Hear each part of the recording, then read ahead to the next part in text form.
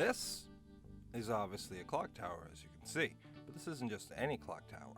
This is the world's largest mill clock tower.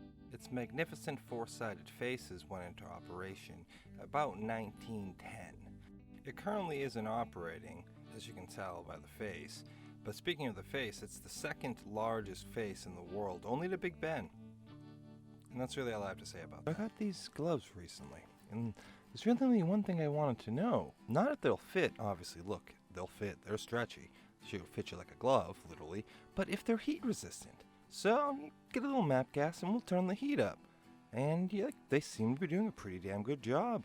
I mean, since we can't animal test anymore, we might as well do it on people. And yeah, that's map gas. That shit's hot as all hell. But I didn't feel a thing. Burnt the hell out of the glove, but the glove's still intact and I'm good.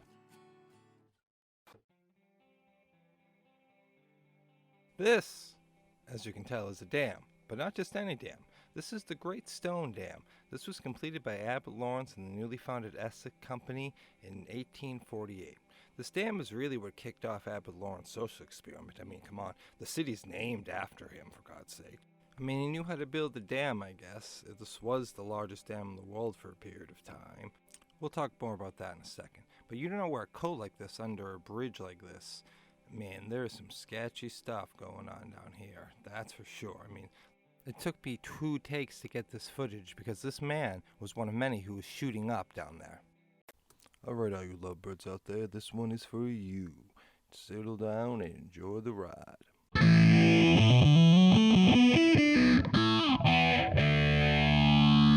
All aboard!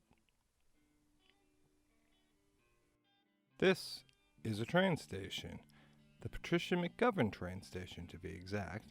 It was finished in 2005 before you'd have to stand on the side of the rail, and you'd really feel stupid because, really, look at what I'm wearing. Me and my friend, best friends at the time, Timmy and Ryan, we'd walk from the Robert Frost School down these tracks, but one day we almost got hit right on these very tracks, so we don't do it anymore. And I'm not gonna lie, this guy's been sitting here for a while. He's kind of sketching me out. I wonder what's going on. And obviously, don't clear that. But this is what I found most intriguing was a doggo bowl. Who the fuck leaves a doggo bowl on a fucking train track? Really? That's not even the craziest shit I saw. As you'll see, and you see really quickly, how does that get there? Can anybody explain that to me? How does half of a computer case and I understand the spray paint, sure, but a computer case, how does that get there and just thrown on the train tracks? What drugs were they smoking? What were they doing? There's more to the story, and I want to know. Jay wasn't feeling good one day when we were walking home from school, and so me and Ryan, as essentially his co-host, made sure to walk him home, made sure everything was okay, but he was good. He was just going through a tough time. Man, you see that camera back there? Those things are popping up everywhere. It's getting out of control. Watching me, watching you, watching us. But who's watching that, man? How much of a degenerate do you have to be to destroy a bathroom due to vandalism like that? What are you, making brackets in there or something? I mean, it makes less sense than this piece of art. But no, it was donated by a local metal company. Here's the outside of the train station. You get a police door, a community door, usually a cafe door. We have these cool bike rack things and ice cream trucks. Now, that police officer you just saw did come over and question me. Pretty much wanted to see if I was pretty up to trouble and not saving kids. He doesn't know I'm on his side, but I don't have a cool car like that.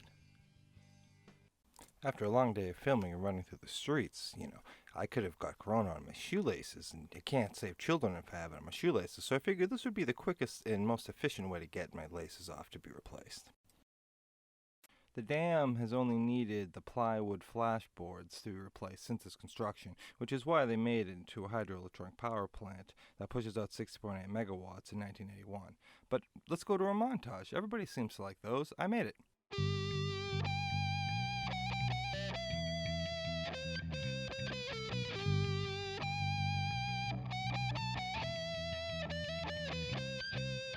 Oh wait, yeah, it's not Patton, Pennsylvania.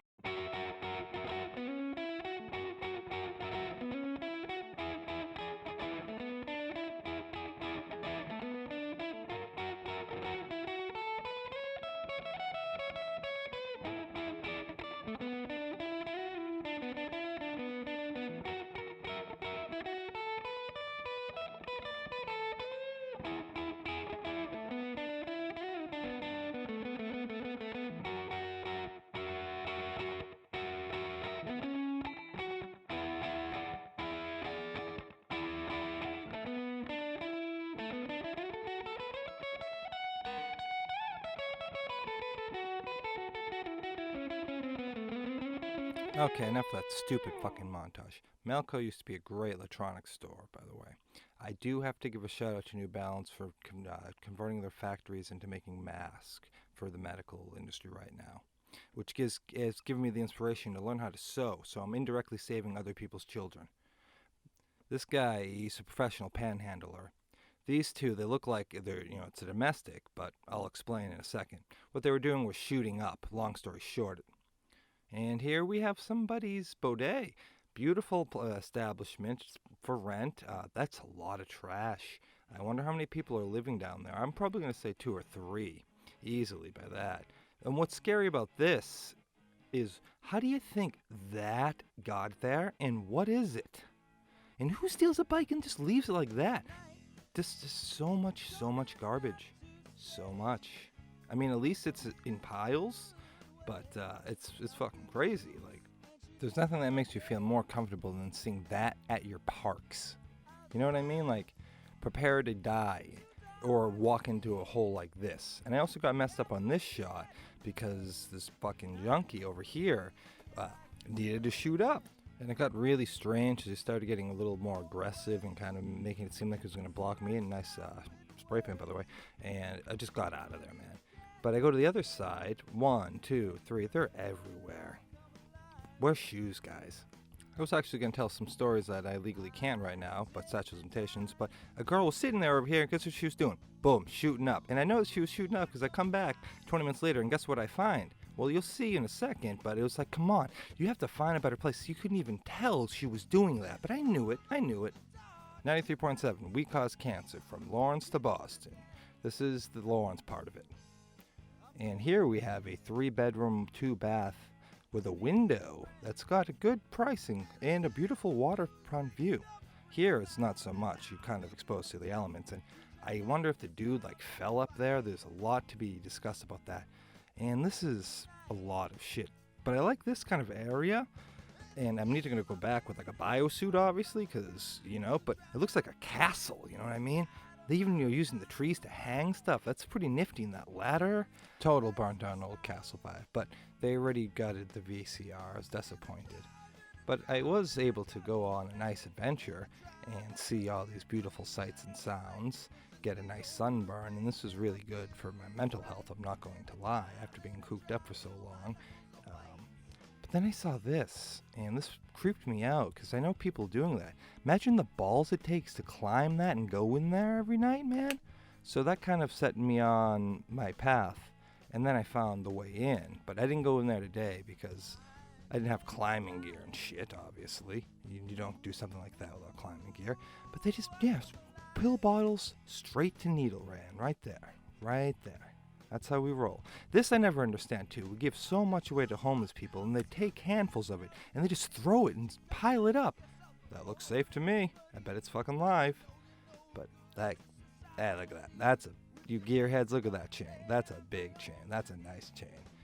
And this is dug on crack? Yeah, that's how Corona spreads in Lawrence. Just dump our waste. This is a paper mill that me and my dad watched burn down. The city just let it torch. It was quite bizarre.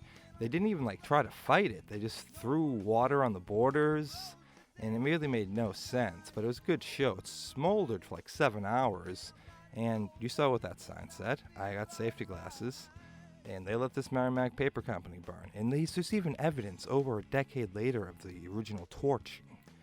I have no clue what the hell those are. So what I did was what any logical sane person will do, was try to get in.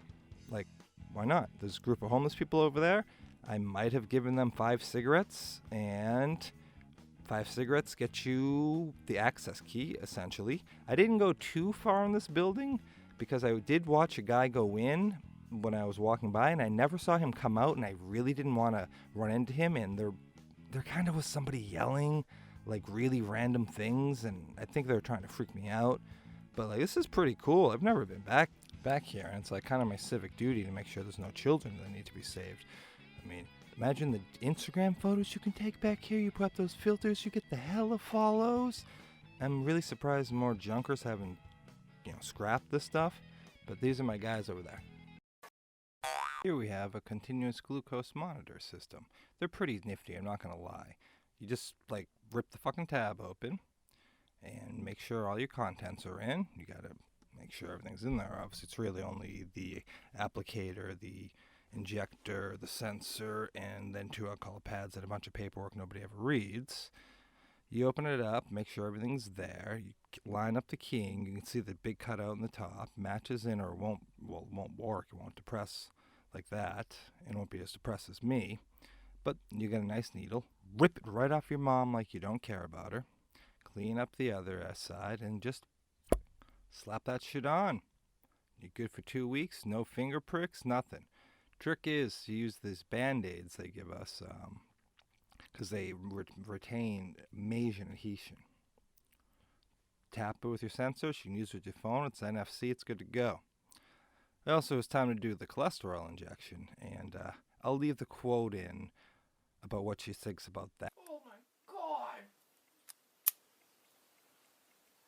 Oh, I fucking killed. Not a big fan of parallel parking, but I guess I did it pretty well this time. I was gonna go through the process of how to do it, then I realized I'm not a driving instructor, and I don't have any rights or merits to tell somebody how to do it. But it's pretty simple, as you can see. I don't know why everybody makes a big deal out of it. This is the first or second time I've ever paralleled in this car, and I hate it. But you do what you do, straighten out, problem solved.